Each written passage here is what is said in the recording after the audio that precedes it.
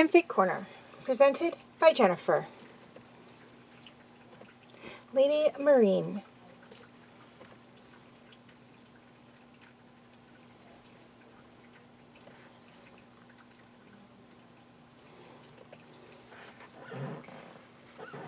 With the war over, Stormspire decided to have a party to celebrate. A really, really big party. It took almost 3 weeks to prepare. The Queen sending invitations to every important dragon and elf known. All the preparations were beyond Callum's understanding. Luckily, the only thing he had to worry about was what color his outfit would be. His mother took charge of everything else. The neglect the palace had suffered over the last few years was quickly and effectively cleared away, showing the building in its full splendor and majesty, ready for the biggest celebration of the decade. Finally, the day arrived, and the prince and queen stood greeting all the important elves, humans, and dragons. Every one of them was dressed beautifully for the event. Callum had tried to get Rayla to attend as his guest, but she insisted on going as a guard. So far, she was the only one, so if anything went wrong, she wanted to be ready. It was an argument Callum hadn't won. After an hour, a female dragon in a long silvery blue gown came forward and bowed to the pair. "Your Majesties, Lady Marinee," the Queen chuckled. "My, I hardly recognize you. How you've grown." "Thank you, Your Highness," she said with a smile, her sea-green eyes turning to Callum. "It's an honor to meet you, Prince Cadmondius."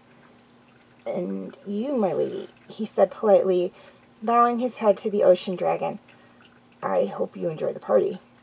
"I'm sure I will. Perhaps you will honor me with a dance?"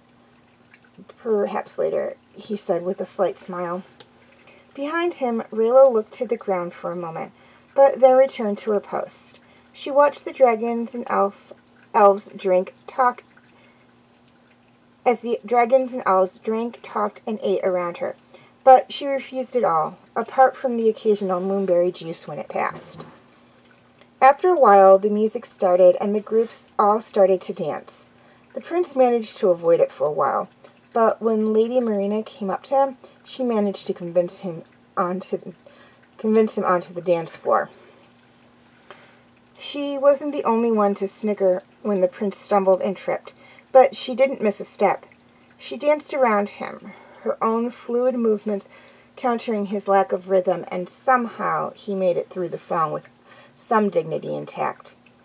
Marinee smiled as she escorted him back to the throne. "I guess the stories are true. You are a terrible dancer, Your Highness." "I'm taking lessons," he mumbled, "but yes, at the moment I'm terrible." "Well, I plan to stay for a while. Perhaps I could teach you?" He blushed a little. Perhaps," he said diplomatically. She smiled, then bowed, heading back to her entourage. For the rest of the night, Callum was spared another dance, and finally excused himself, too tired to stay a moment longer. Rayla followed, walking him to his rooms, and stopped at the door. "Good night, Your Highness," she said, a little sharply, not looking him in the eye. "What, no good night kiss?" he teased, holding her hand and pulling her towards him.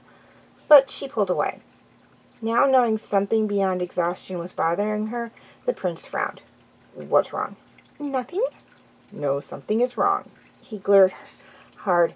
"Did someone say something to you?" She sighed. "No, it was you." "Me? What did I do?" "Lady Marinee?" Callum frowned. "I danced with her." "Yeah." "But I dance with you all the time." "Well, if you can call what I do dancing." "Doesn't matter. She's beautiful." Callum shrugged. "I guess." "And she's a dragon." "Yeah, so?" "She's a better match for you than me." He blinked at her words. "What?" "She's a sea dragoness. It would be a good match," she sighed, rubbing her arms. "Better than me." As she thought more about it, she barely noticed 2 arms around her middle. His head rested on her shoulder, and she felt a zappy kiss on her cheek. "So that's it," he said with a sigh. Callum? Rilla, I told you, you are the only one I want.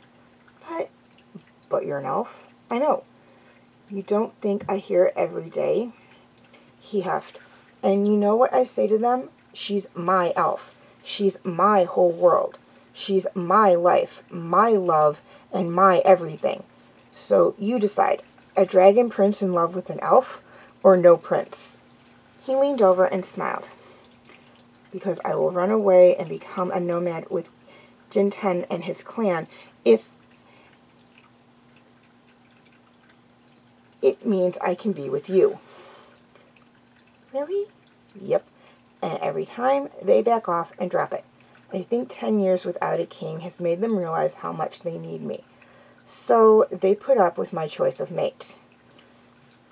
She smiled a little, nuzzling him over her shoulder.